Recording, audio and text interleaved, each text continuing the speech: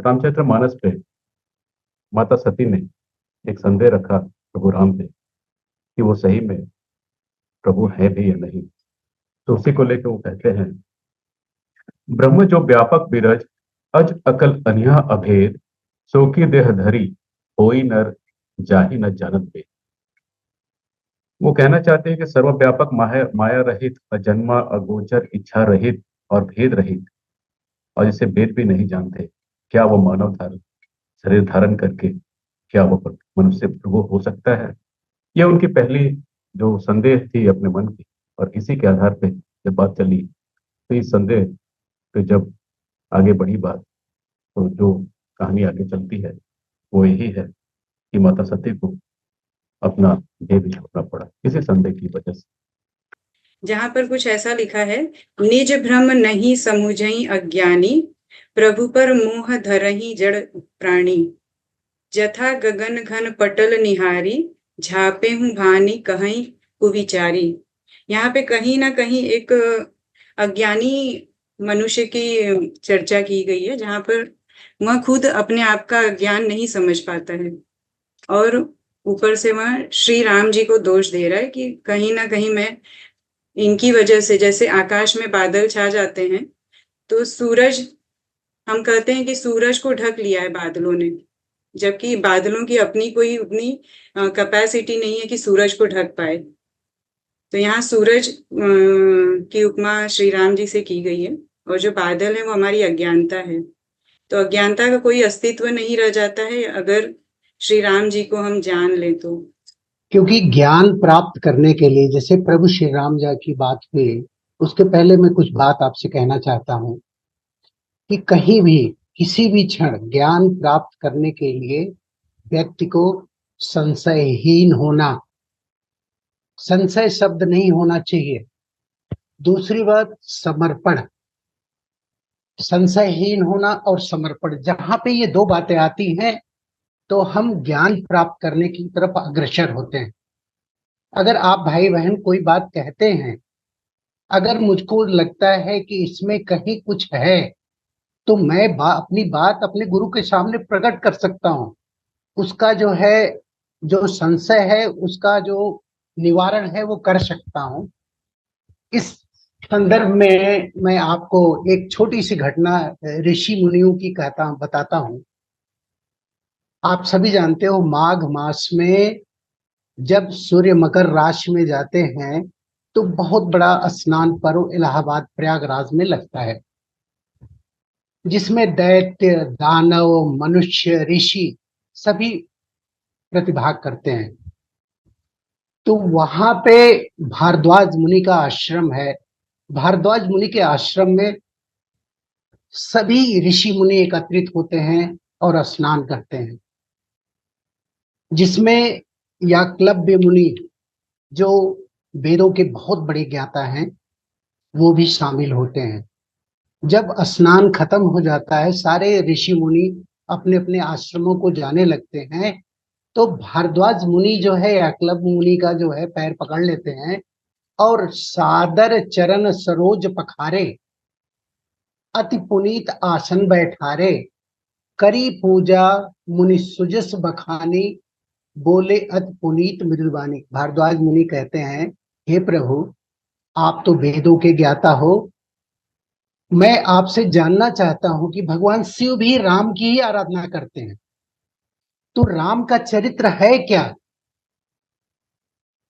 राम के चरित्र को जानने के लिए, समझाने के लिए याकलव्य मुनि कहते हैं कि मैं समझ गया, तू बहुत समझदार है, तू जानता है, फिर भी तू मुझे से पूछ रहा है, तो ठीक है, मैं तुम्हें बताता हूँ, कुछ घटनाएं हैं।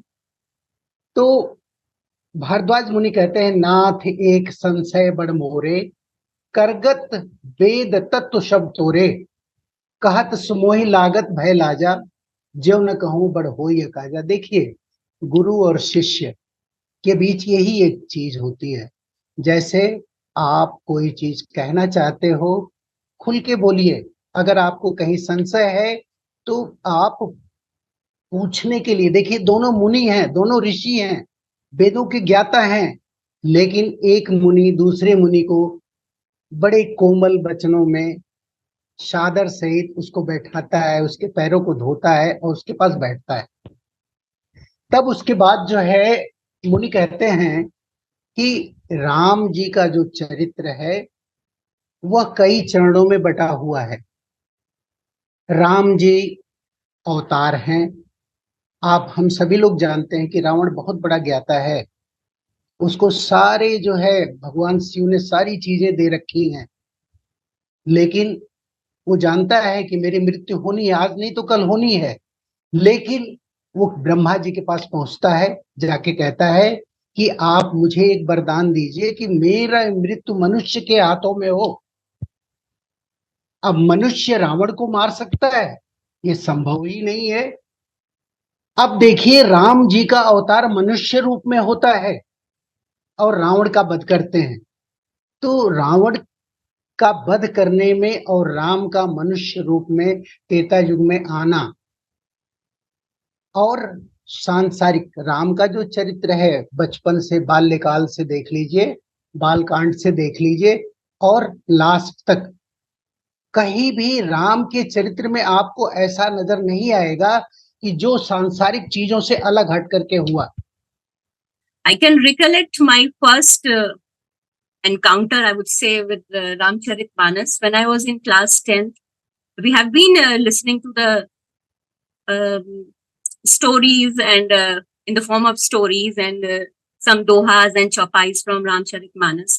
But the first time when I myself took Ramcharitmanas, though in the form of a literature, or as I am always interested in reading and knowing about our mythologies, our deities.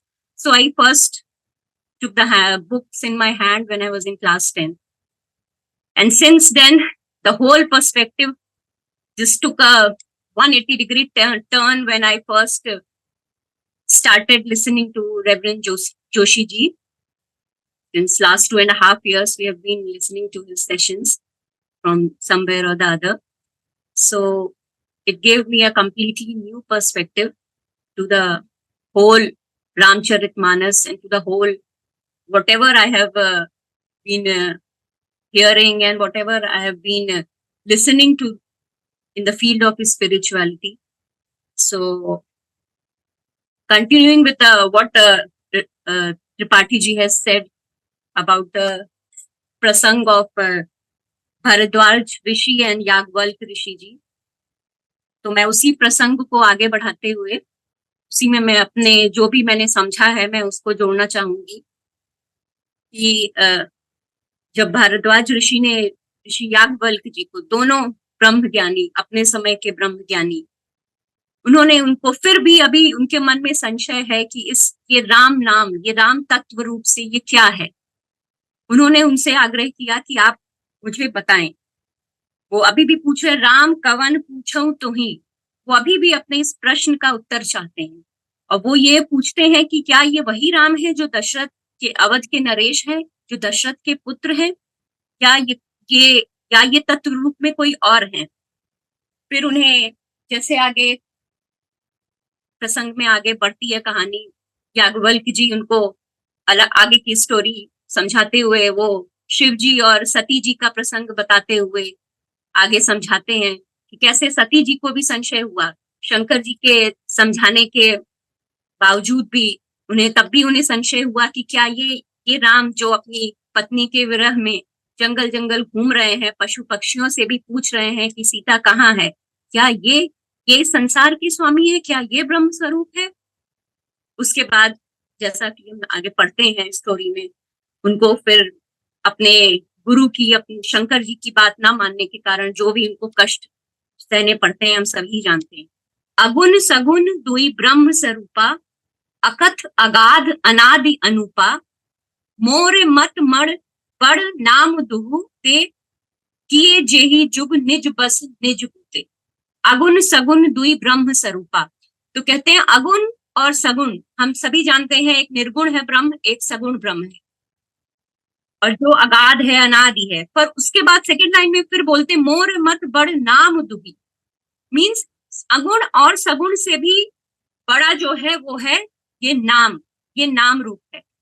तो मैं यही जोशी जी से मैं इसी के ऊपर थोड़ा और इलेबोरेशन चाहूंगी कि ये नाम तत्व क्या है।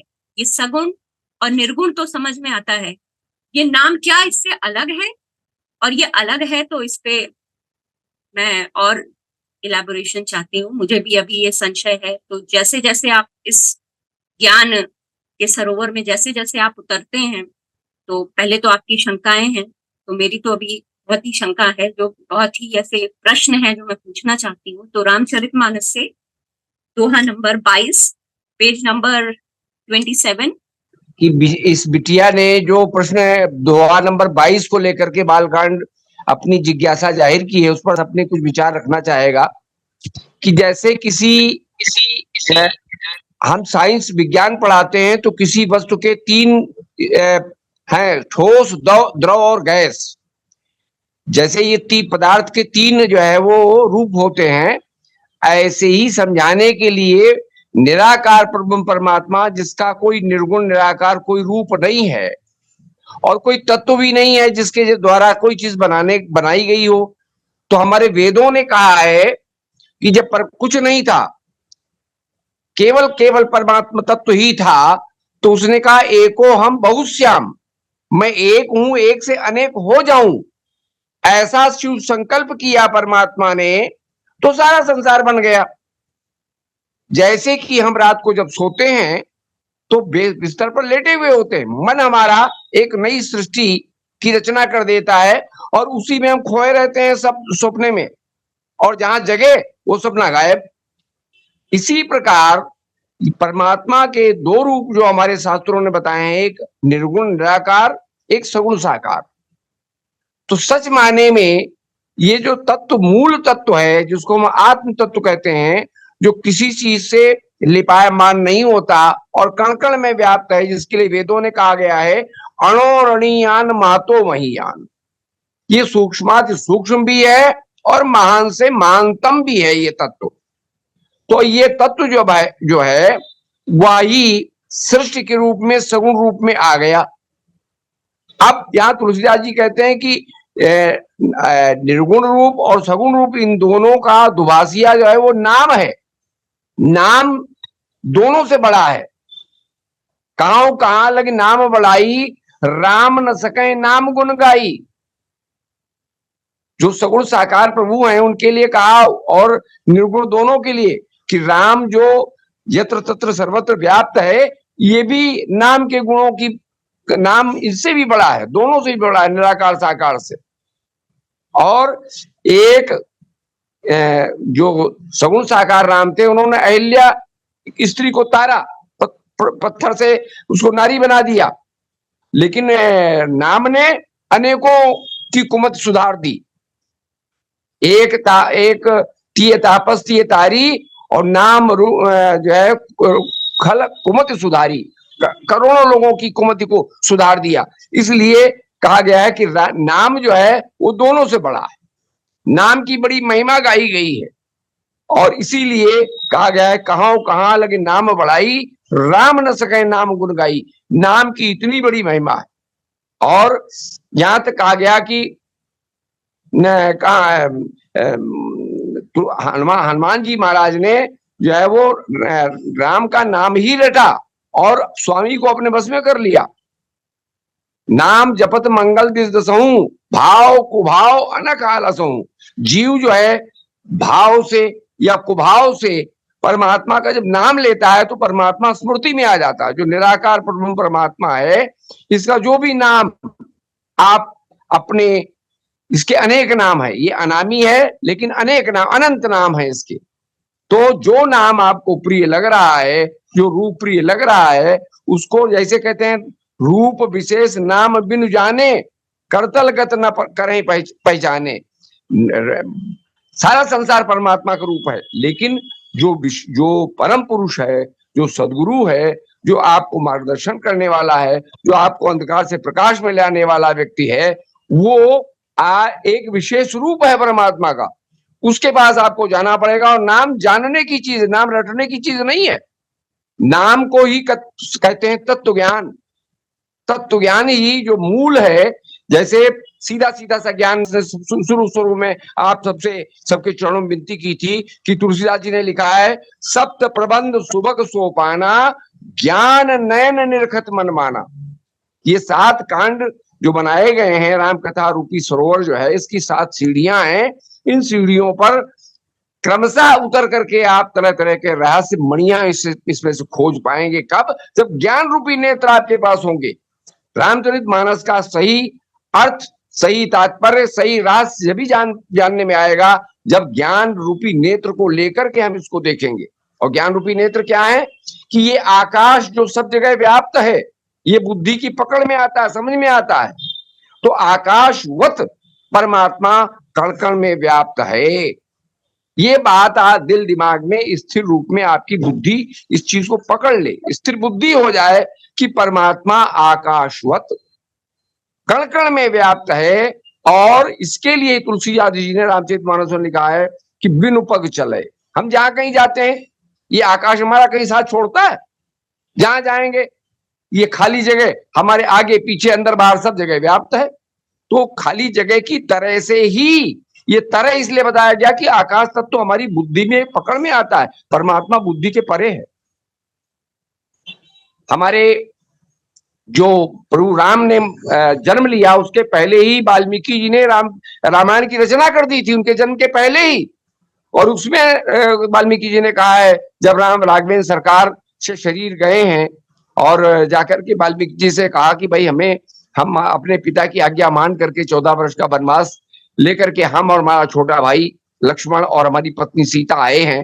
तो आप जंगल के ऋषि हैं, आप एक एक जगह से विज्ञ हैं, हमको ऐसा स्थान बता दें जहां हम अपनी कुटिया बना लें। तो चूंकि वो तत्व ज्ञानी थे, उनको स्वरूप का ज्ञान था, तो वहां पर जवाब क्या देते हैं वाल्मीकि जी?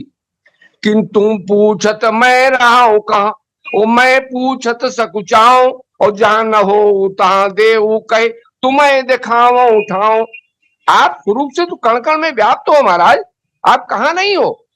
देखिए, शरीर को देख करके भी जो तत्व ज्ञान है उसको लेकर के वाल्मीकि जी कह रहे हैं, भाई आप तो कण कण में व्याप्त हो। देश काल अरि विदिशो माही, कहो तो कहां जहां प्रभु नाही, हर व्यापक सर्वत्र समाना, प्रेम से प्रकट हो मैं जाना, शंकर जी ने कहा।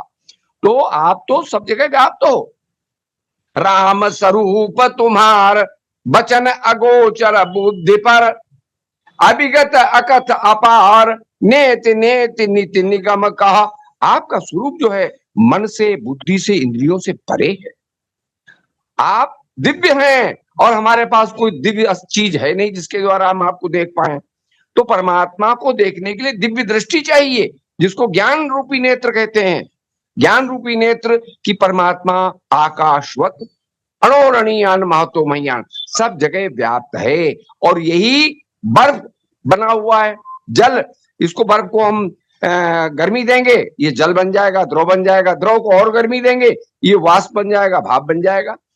जैसे अभी शुरुआत में हमारी बहन संयोगिता मिश्रा ने बहुत बढ़िया दोहा लिया था कि यथा गगन घन पटल निहारी, झांप्यो भानु कहां है को विचारी। जो विचार ही नहीं करते वो कहते हैं अरे ये तो बादल ने सूरज को ढक लिया। जबकि बादल जो मेघ हैं ये सूर्य का के बेटे हैं, सूर्य का जनक है। सूर्य की जब रोशनी पड़ती है सागर के ऊपर तो उससे बादल बनते हैं। तो बेटा कभी बाप को ढक सकता है? नहीं। सूर्य तो बहुत बड़ा है और बादल छोटा है, लेकिन हमारी आंखों के सामने आ जाता है। तो जो कुविचारी हैं, जिनके पास विचार नहीं है, ज्ञान रूपी नेत्र नहीं है, वो कहते हैं बादल ने सूर्य को ढक लिया। लेकिन बादल सूर्य को नहीं ढक सकता, बादल ने हमारी दृष्टि को ढक लिया, जो अब सूर्य नहीं दिखाई पड़ता। बात दरअसल ये है कि बादल ने हमारी दृष्टि को बीच में ओझल, बीच में एक पटल बन गया, एक जो है पर्दा बन गया सूर्य के बीच में, हमारे बीच में, और उसने उसको ढक लिया। तो हमारी दृष्टि को ढका है, सूर्य को ढकने की ताकत जो है वो बादल में नहीं है। कुछ दोहा नंबर 33 है, रामचरितमानस। राम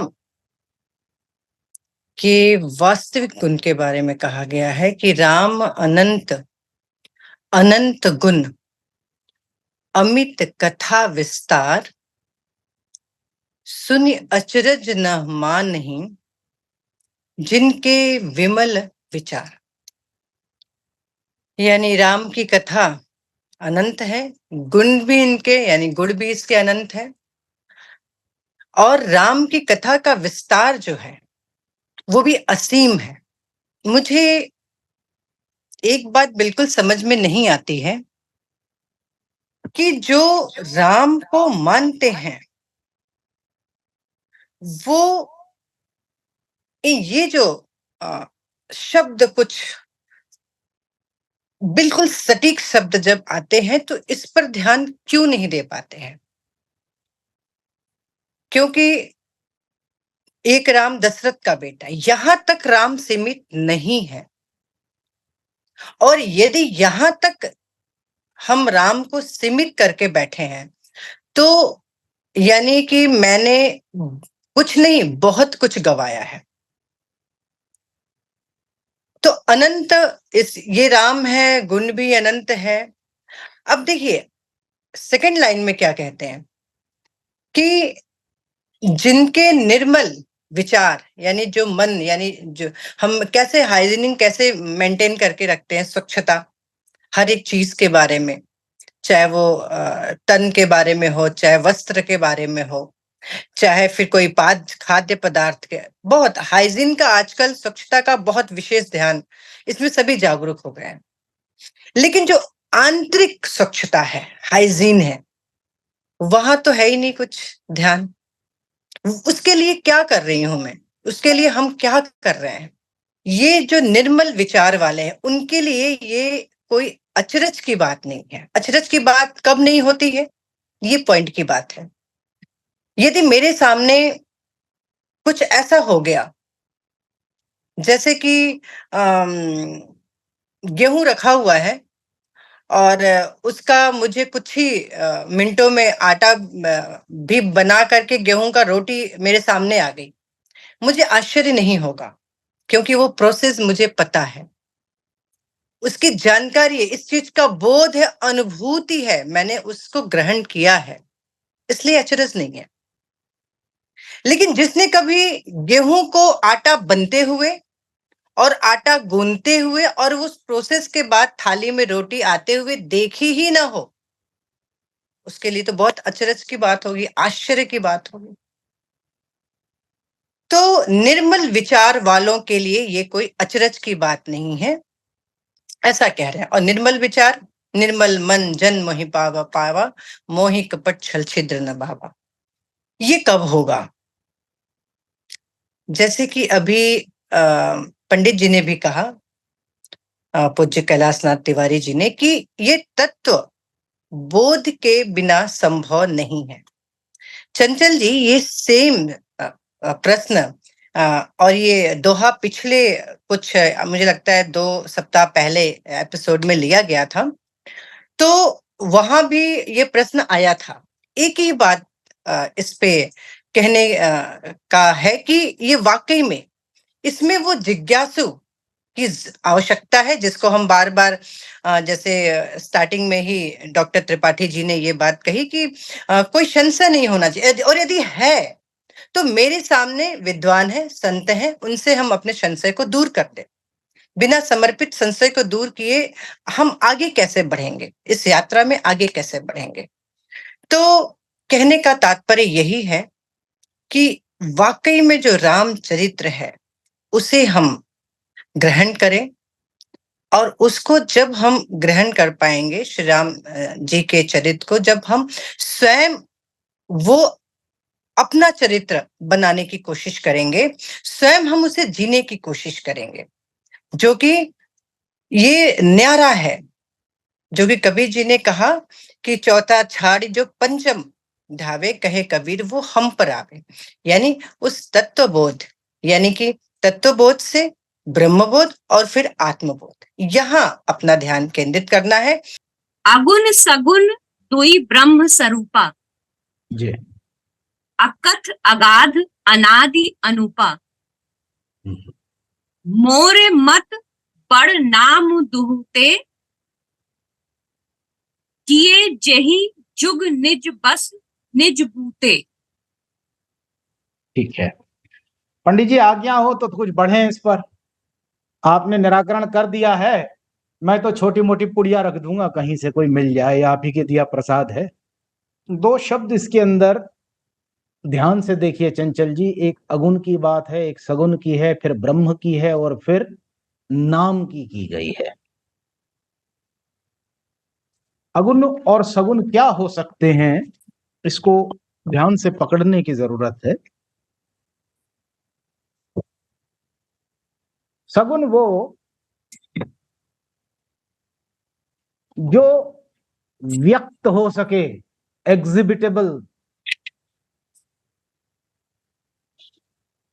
किसी भी चीज का प्रगटाव कब होता है? जब उसके गुण प्रकट होते हैं। जैसे हवा का, अग्नि का, जो जो भी गुण है, उस गुण के अनुसार हमें प्रेजेंस, उसकी होना, उसका अस्तित्व भासता है। जो भी चीज व्यक्त हो सकती है, एग्जिबिटेबल है, एक्सप्रेसिबल है, वो सारी की सारी आप सगुण के अंदर डालती हैं, जो गुण को एग्जिबिट कर रहा है। सगुण विद गुण, जो गुणों के साथ एग्जिबिट होता है। Anything which is exhibitable, which is expressible, जो व्यक्त हो सकता हो, वो सगुण है। अब वो शरीर की साथ भी बात हो सकती है, शरीर के बिना भी हो सकती है। इसलिए सगुण को थोड़ा बड़ा रूप ले लीजिए, केवल शरीर के साथ मत जोड़िए। शरीर और शरीर के अलावा भी anything which can be expressed, which can be exhibited, व्यक्त होने की किसी भी तरीके से जो संभावना है, वो सगुण की बात आ गई। अब बात आती है अगुण क्या है फिर? अगुण वो है जो गुणों के प्रगटाव से व्यक्त नहीं होता है, लीला से व्यक्त होता है। Please note it down very clearly. जो एग्जिबिटेबल गुणों से होता है, ट्रेट से होता है, इंट्रिंसिक आंतरिक प्रॉपर्टी से होता है, वो सारा का सारा सगुण है। जो एग्जिबिटेबल गुणों के द्वारा नहीं, अगुण की बात जो है, अगुण ही, जो अगुण की बात की गई है, वो गुणों से व्यक्त नहीं होता, लेकिन होता है, वो लीला से व्यक्त होता है, लीला के कारण। अब लीला क्या चीज है?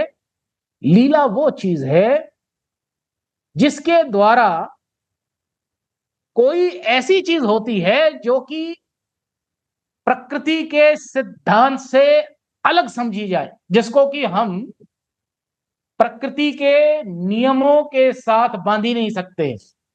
ऐसी कोई भी चीज जब आभास हो, उसे आप उसकी अभिव्यक्ति लीला के साथ जोड़ लीजिए। तो जो गुणों से व्यक्त हो सकता हो, वो सगुण है। जो लीला से व्यक्त होता हो, जो गुणों से व्यक्त नहीं होता, लीला से व्यक्त होता है। लीला कौन सी? जो कि प्रकृति के नियमों से, सिद्धांतों से बांधा नहीं जा सकता, वो अनुभव, वो लीला है। और वो लीला से भी व्यक्त हो सकता है। तो इस प्रकार से अगुण वो जो एग्जिबिटेबल थ्रू ट्रेट्स है, जो गुणों के कारण प्रगटाव जिसका है, वो सगुण है। अगुण वो जो व्यक्त हो सकता है, देखा जा, हमें कुछ आ जाएगा, उसके कुछ लगेगा कि हाँ कुछ अनुभव हो रहा है, लेकिन वो beyond the principle of nature है। पहली बात यह है कि जो सगुण है, सगुण वो है जो गुणों के कारण गुणों के साथ एग्जिबिट होता है। जो एग्जिबिटेबल है, जो एक्सप्रेसिबल है, वो सब सगुण के अंदर आता है, गुणों के साथ अपने आप को एग्जिबिट करने वाला।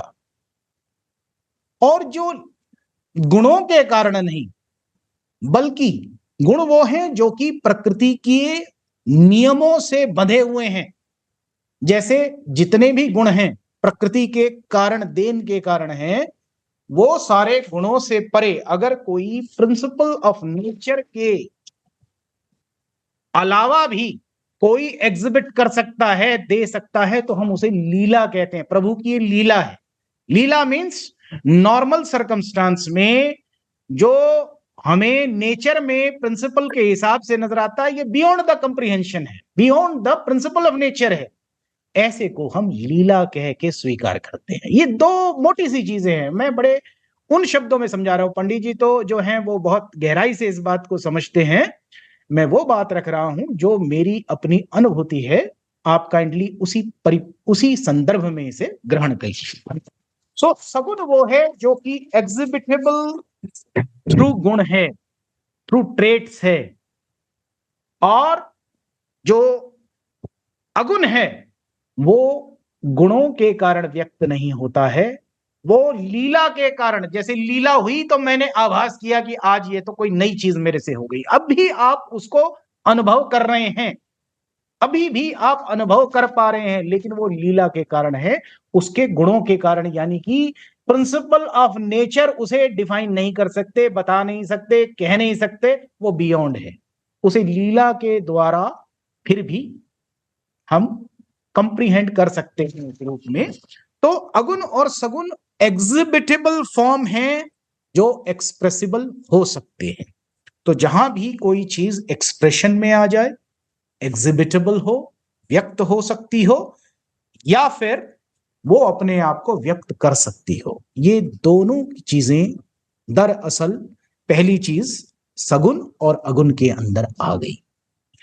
अब जब बात महात्माओं ने की है कि अगुण ही सगुण ही नहीं कछु भेदा, गाव ही मुनि पुराण बुध भेदा, तो एक सीधा सिद्धांत ये है कि अगुण और सगुण ये दोनों में भेद नहीं है। भेद क्या नहीं है?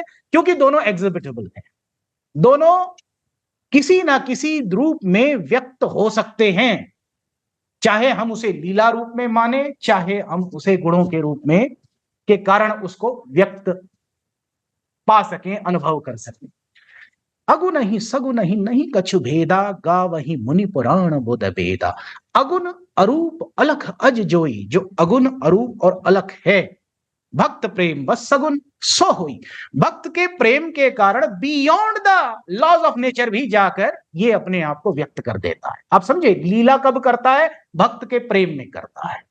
सो लीला का वर्णन तब है जब हम नेचर के लॉ, जो सिद्धांत हैं, जो प्रकृति के नियम हैं, उससे परे कुछ अनुभव कर पाते हैं, वो सब लीला के अंतर्गत आते हैं। और ऐसे व्यक्ति का, ऐसा व्यक्त होने को हम अगुण स्वीकार करते हैं। जो गुणों के कारण व्यक्त होता है, एग्जिबिटेबल है, एक्सप्रेसिबल है, उसे हम सगुण स्वीकार करते हैं। तो ये एक मोटा मोटा जो मैंने इन दोनों को देखा। अब बात आती है राम से बड़ा राम का नाम। ये आता है तो फिर नाम क्या रह गया? व्हाट इज नाम देन? अगर ये अगुण और सगुण हमने डिफाइन कर दिए हैं, ये दोनों अनुभव के साथ जुड़े हैं। अनुभव क्या चीज होती है? जो मन और बुद्धि की परिधि में आ सकता हो, वो अनुभव है। जो मन और बुद्धि की परिधि से परे हो, वो अनुभूति कहलाती है। और ये आत्म तत्व के लिए ही रिजर्व है ये शब्द अनुभूति। दरअसल अनुभूति अनुभव से अलग है। So please be very clear on this. जब भी अगुण की बात है और जब भी सगुण की बात है, तो सगुण हम तब कहते हैं जब गुणों का कारण, प्रगटाव के कारण हमें अनुभव होता है, तो हम उसे सगुण कहते हैं। ड्यू टू गुण, सगुण, गुणों के साथ व्यक्त होना। अगुण वहां कहते हैं जहां गुणों का प्रगटाव नहीं है, लेकिन लीला के अंतर्गत beyond the laws of nature हम कुछ अनुभव कर पाते हैं, उसे हम स्वीकार करते हैं कि ये अगुण है। लेकिन इस अगुण और सगुण, इन दोनों अनुभवों से परे नाम कहा गया है। सो व्हाट इज नाम? नाम वो है क्योंकि आप एब्सोल्यूट इंक्लूसिवनेस, पूर्ण समावेश की बात करते हैं, तो अगुण और सगुण को भी आपने रख लिया, क्योंकि वो अनुभवगत हैं, यानी कि मन और बुद्धि के तहत होने वाली, अनुभव में आने वाली सब चीजें आपने शामिल कर ली।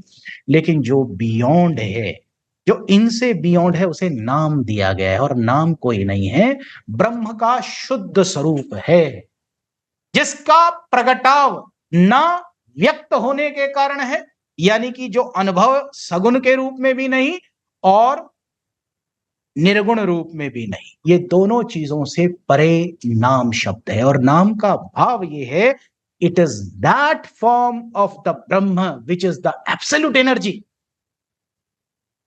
which is not comprehensible, which is not comprehended or expressed either through लीला और either through गुण।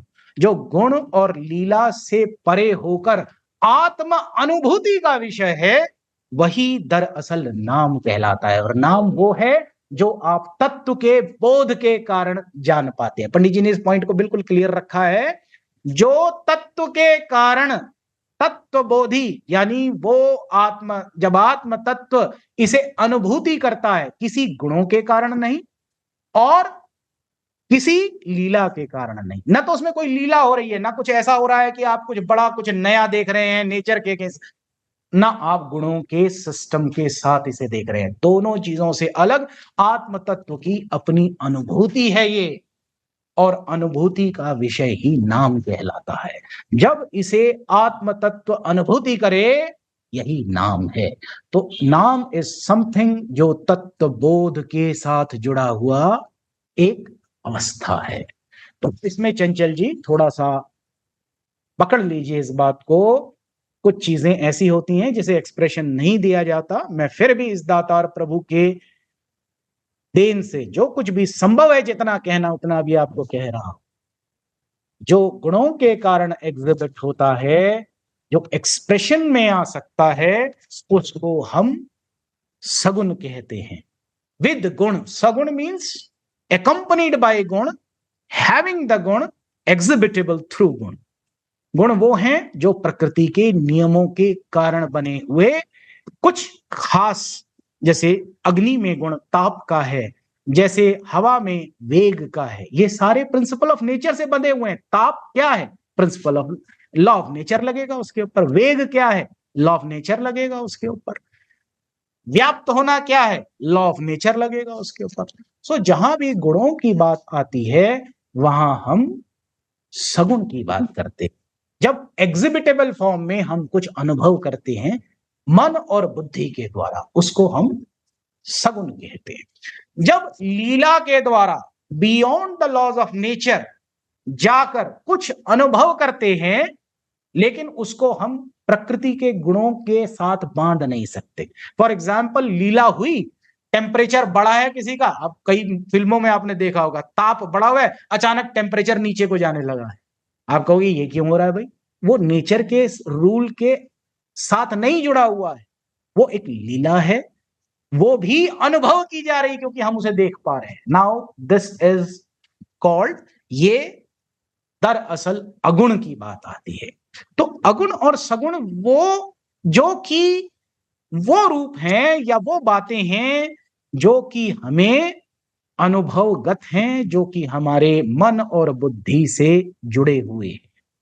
लेकिन नाम शब्द जो आता है, ये नाम शब्द बियॉन्ड एक्सप्रेशन है, बियॉन्ड एग्जिबिटेबल फॉर्म है। इसी को इनकम्प्रेहेंसिबल भी कहा गया है। और नाम को बिना तत्वबोध के तत्वबोधी हुए, खुद नाम को नामी हुए नहीं आप अनुभूति करते हैं। इसी को हाईएस्ट स्टेट ऑफ बीइंग कहा गया है। इसीलिए तत्वबोध परम आवश्यक है कि आप अगुण और सगुण से परे जाकर नाम को ग्रहण कर सके, नाम वाली अवस्था ग्रहण कर सके। ये व्याख्याएं मैं शास्त्रों की नहीं बोल रहा हूं, दातार प्रभु ने जो पुड़िया दी है छोटी सी, मैं उसके आधार पर आपको कह रहा हूं कि ये इस तरीके से आप इसे देख सकते हैं। तो इस प्रकार से राम से बड़ा राम का नाम जब कहा जाता है, उसका अर्थ यही है, एक राम वो जो किसी एक्सप्रेशन के साथ बंधा हो, कंप्रीहेंशन से बंधा हो, एग्जिबिटेबल फॉर्म हो, रमण के रूप में हो, एक राम व्याप्त है, एक राम ये सब क्या है, हम उसे अनुभव कर पा रहे हैं कि व्याप्त है, ऐसा है, चराचर है, ये सारे व्यक्त रूप हैं। और जो भी व्यक्त हो सकता है, एक्सप्रेसिबल हो सकता है, उसी को कहा कि राम से बड़ा राम का नाम।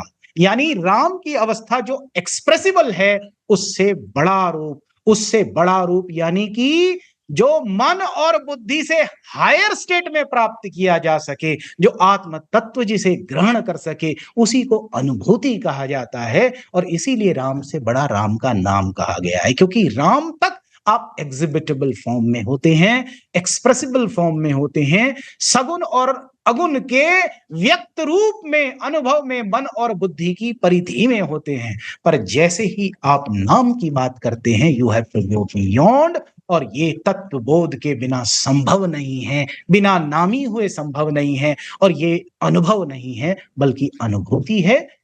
इसलिए इसमें व्यक्त वाली कोई बात नहीं है, ये आपको छोटा सा पॉइंट ले लेना है।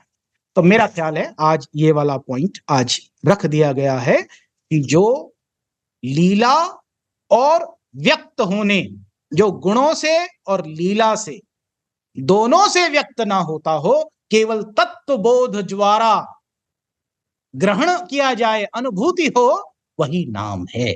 So it is the absolute form of energy which is nothing but पूर्ण समावेश। इसी को तत्वबोध के लिए इसी की जरूरत होती है कि आप इस अवस्था में आ सकें। यही कार्य है एकत्व फाउंडेशन का कि वो आपको निर्गुण और सगुण रूप तक रोकता नहीं है, बल्कि इससे आगे जाने की प्रेरणा देता है कि राम से आगे बढ़कर राम के नाम को आप अनुभूति कर सके। और यही प्रयास है, यही लेने योग्य बात है। श्री रामचरितमानस के बालकांड में ब्रह्मा जी ये स्तुति समस्त देवताओं के साथ ऐसे नाम रूप की कर रहे हैं, अगुण और सगुण की नहीं कर रहे। क्योंकि यहां आप देखेंगे भगवान शिव सती से ये कहते हैं कि देवताओं के साथ उस समूह में ब्रह्मा जी भी हैं और मैं भी हूं। यानी कि उस लेवल तक भी जाने के बाद कहते हैं कि मेरे को प्रार्थना की जरूरत है। तो वो क्या प्रार्थना है मैं आपको पढ़ रहा हूं। गाना वाना मुझे नहीं आता, गायकी में वो नहीं है, लेकिन आप ले लेना जैसा भी है, ठीक है, जैसा भी ठीक लगे उसको ले लेना। तो अभी देखिए क्या कहा है, हरि व्यापक सर्वत्र समाना, प्रेम ते प्रगट हो ही मैं जाना।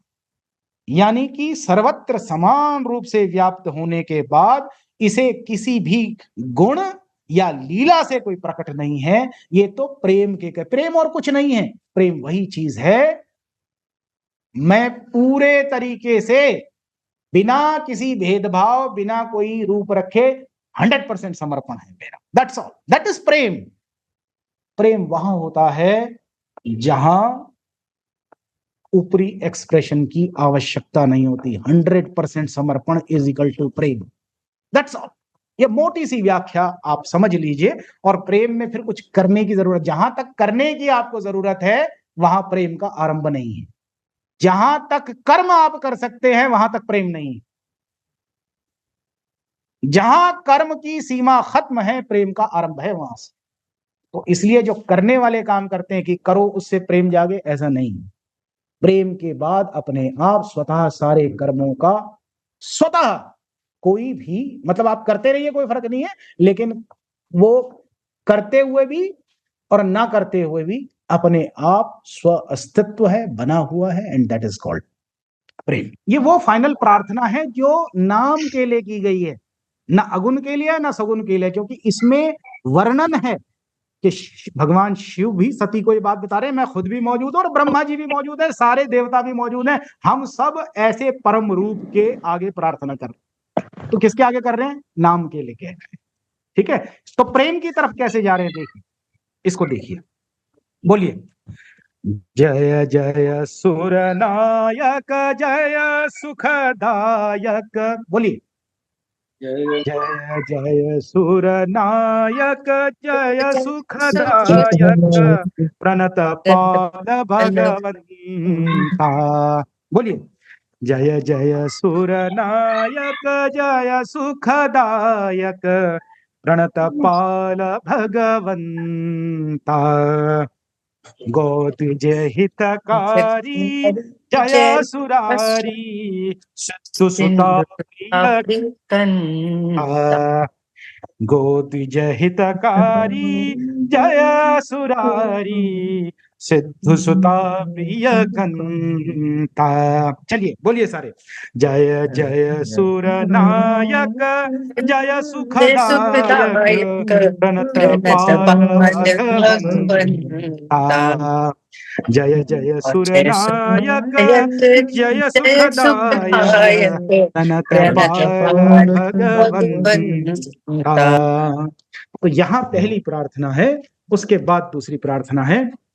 पालन सुत धरनी अद्भुत करनी मरम न जाने कोई, जो सहज कृपाला दीन दयाला सहज कृपाला दीन दयाला करऊं अनुग्रह सोई, जो सहज कृपाला दीन दयाला करऊं अनुग्रह सोई। अब आगे वंदन देखिए क्या कह रहे हैं। जय जय विनाशी सब घटवासी व्यापक परमानंदा, अभिगत गोदित चरित पुनीतम माया रहित मुकंदा, जेहि लागी विरागी अति अनुरागी विगत मुनि वृंदा, निति बासर धावहि गुण गण गावहि जयति सचिदानंदा, जय जय सुर नायक जय सुखदायक प्रणत पाल भगवंता, गोदिज हितकारी जय सुरारी सिंधु सुता प्रिय कंता। ऐसे इसको देखिए, बालकांड में ये है 185 दोहा, इसके नीचे आप इसे देख सकते हैं।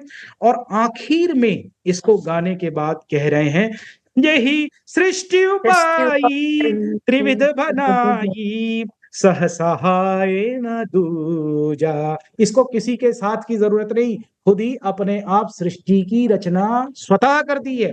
यही सृष्टि उपाई त्रिविध बनाई संग सहाय न दूजा, सो करऊं अघारी चिंता हमारी जाने भक्ति न पूजा, जो भव भय भंजन मुनि मन रंजन गंजन विपति बरू था मन, बच क्रम बानी छाड़ी सयानी सरन सकल सूरजू था।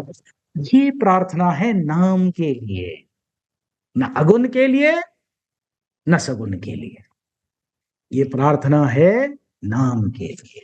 और इसके बाद वो लिखते हैं, ये सारा कुछ करने के बाद शोक और संदेह को देखकर आकाशवाणी हो रही है, अरे मुनि सिद्ध देवताओं स्वामियों मत डरो, मुझे जो करना है वो करूंगा, तुम्हारे लिए सब कर दूंगा। That's all. Now this is something very very beautiful. आप आरंभ सगुन से करिए, लेकिन अगर सगुन में फंसे रहे तो फंस जाएंगे।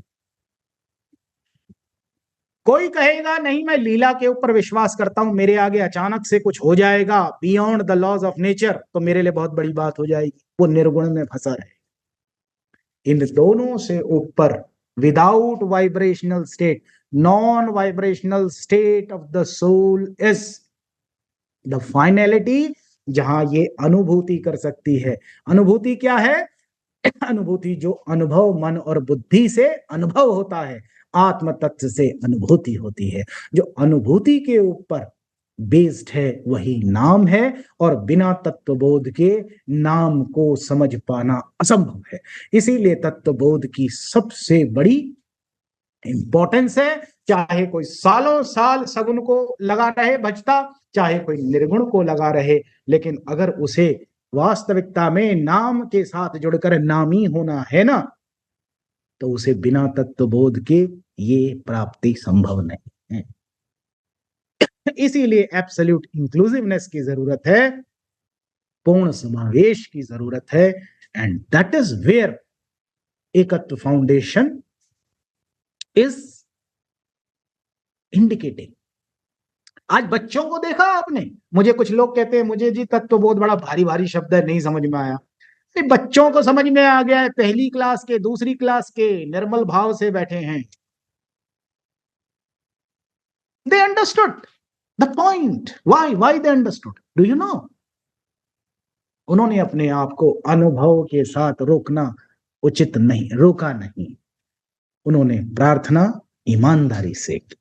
तो उनमें से कुछ ऐसे थे जिन्होंने कहा यस सर, हमने तत्वबोध को समझा है, ग्रहण किया है, लेकिन अब कृपा आप जरूर कीजिए और मैं अगली बार फिर जाऊंगा इन बच्चों के बीच में। ये तत्वबोध की प्राप्ति उनको हो, इस फाइनलिटी स्टेज पर वो आए, यही इच्छा, यही भाव।